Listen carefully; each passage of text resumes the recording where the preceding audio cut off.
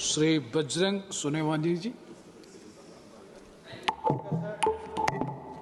मुझे आपने बोलने का मौका दे दिया। मैं एनसीपी शरद पवार पार्टी से हूँ। आदरणीय शरद पवार साहब से कृपा से मैं ये सभागृह में हूँ। मुझे बहुत खेदजनक बात या बजट पे बात करते टाइम पे बोलना है कि महाराष्ट्र के वित्त मंत्री जो डेप्यूटी सीएम थे उनका निधन 14 दिन पहले हो गया। इस सभागृह में सदस्य थे। पहले मैं उनको भावपूर्ण श्रद्धांजलि अर्पण करता हूं।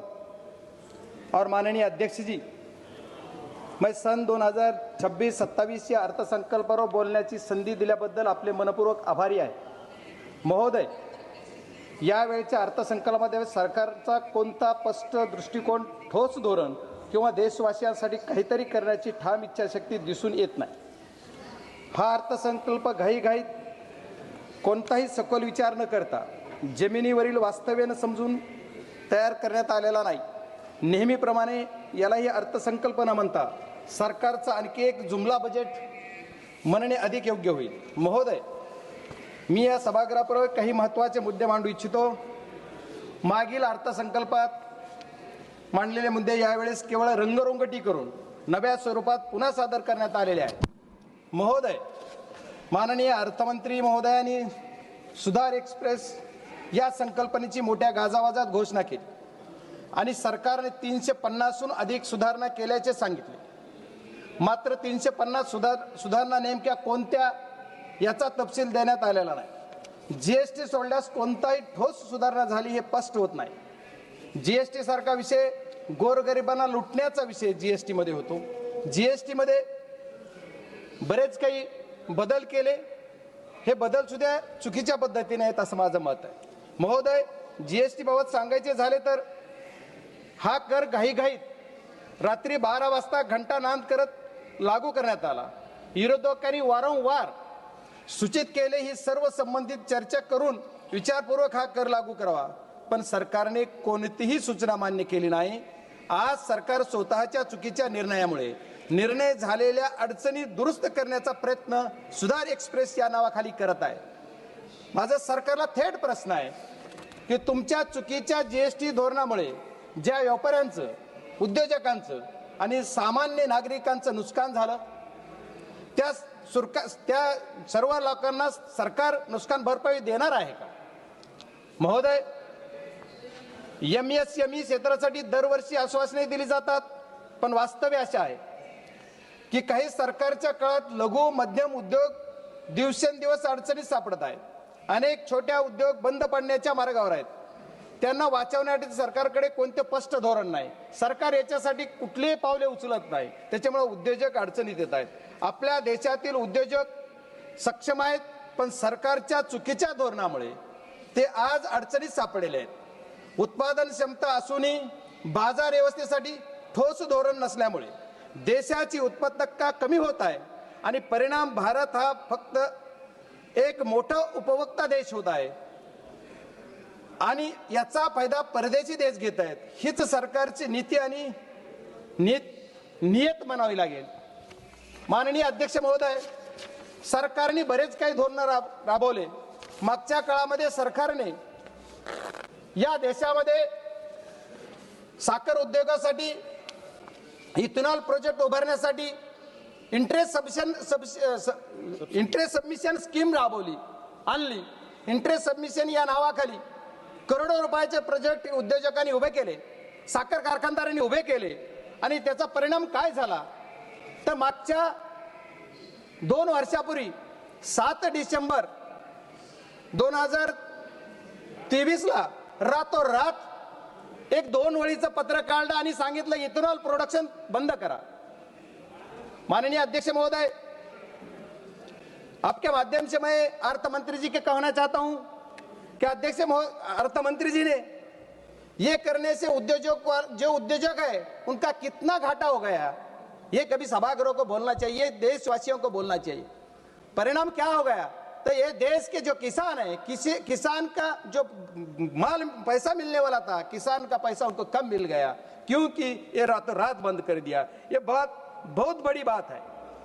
इथेनॉल प्रोजेक्ट 200 400 500 करोडचे उभे केले आणि 500 करोडचे इथेनॉल प्रोजेक्ट उभे केले, तर त्याचा इंटरेस्ट सबमिशनची जी स्कीम आहे त्याच्या ती बंद तर झालीच, पण त्यांचं जे इंटरेस्ट सबमिशनचं जे पैसे आहेत जे सरकारनं वाटायची हमी दिली 2-2 3-3 वर्ष त्यांचे पैसे मिळत नाहीत, ही सरकारची नियत उद्योजक संपवायची आहे असं माझं मत आहे. त्याच्यामुळे सरकारने त्याच्यावर सुद्धा काहीतरी ठोस पाऊल उचलला पाहिजे. एवढंच नाही तर किसान जे ऊसाचे शेतकरी आहेत, ऊस उत्पादक शेतकऱ्यांसाठी साखरला MSP लागू करायची. दरवर्षी FRP वाढली जाते पण MSP वाढत नाहीये. जर FRP तुम्ही दरवर्षी वाढवता खूप आनंदाची गोष्ट आहे की शेतकऱ्याला FRP पण पैसा मिळाला पाहिजे, पण साखरेची MSP कोण वाढवणार? सरकारला आपल्या माध्यमातून मी एवढीच विनंती करणार आहे की तुम्ही MSP पण वाढवा. आज या कृषी प्रधान देशामध्ये ऊसाची शेती असो, आलूची शेती असो, गव्हाची शेती असो, बटाटा असो, सगळ्या शेतकऱ्यांना MSP दिली पाहिजे. ही काळाची गरज आहे, पण हे सरकार MSP देत नाही, ही दुर्दैव आहे. आणि सरकारने सांगितलं कृषी प्रधान देशामध्ये की आम्ही शेतकऱ्यांचं उत्पन्न दुप्पट करू, पण शेतकऱ्याचं उत्पन्न दुप्पट न होता निमपटीवर येतंय. याच्यासाठी सरकारनं ठोस निर्णय घेतला पाहिजे अशी माझी सरकारला विनंती. महोदय, या अर्थसंकल्पात व्यापाऱ्यांना पुन्हा कर्ज घेण्याचा सल्ला देण्यात आला. याचा अर्थ सरकारला प्रत्येक व्यापारी कायम कर्जाच्या ओझ्याखाली राहावा असं वाटतंय. महोदय, बनारस पाटणा येथे जलमार्गावरील जहाज दुरुस्ती कारखान्याची घोषणा करण्यात आली, मात्र नद्यामधील पाण्याची पातळी कमी असल्याने हे जलमार्ग प्रकल्प आधीच अपयशी ठरत असताना अशा घोषणा कितपत व्यावहारिक आहेत, यात हाच प्रश्न मला पडतो.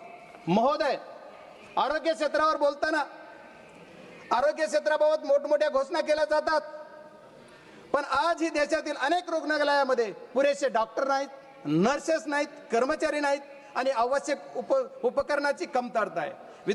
विद्यमान आरोग्य पायाभूत सुविधाकडे सरकारचे लक्ष आहे असं वाटत नाही. कारण माझ्याच मतदारसंघातील बीड जिल्ह्यातील अंबाजोगाई येथे स्वामी रामानंद तीर्थ ग्रामीण रुग्णालय वैद्यकीय महाविद्यालय हे 5 ते 6 जिल्ह्यामध्ये एकमेव आधार आहे. दररोज जिथं 2,500 ते 3,000 रुग्ण OPD साठी येतात, पण तिथे आज ही डॉक्टर, स्टाफ, नर्सर, कर्मचारी यांची आवश्यकता असून व उपकरणे तीव्र कमतरता आहे.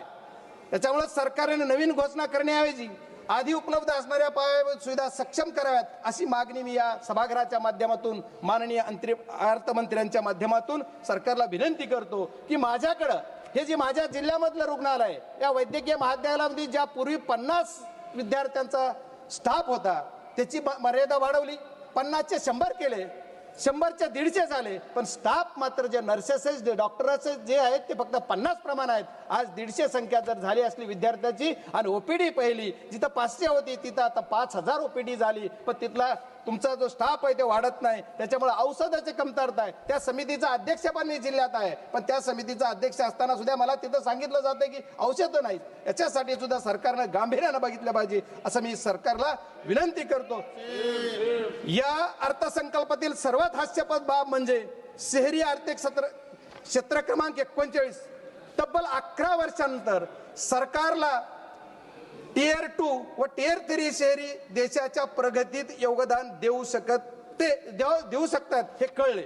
याचा अर्थ गेली 11 वर्ष नागरिकांना शहरी नागरिकांना दुय्यम दर्जाची वागणूक देण्यात आली, हीच सरकारची अप्रत्यक्ष कबुली आहे.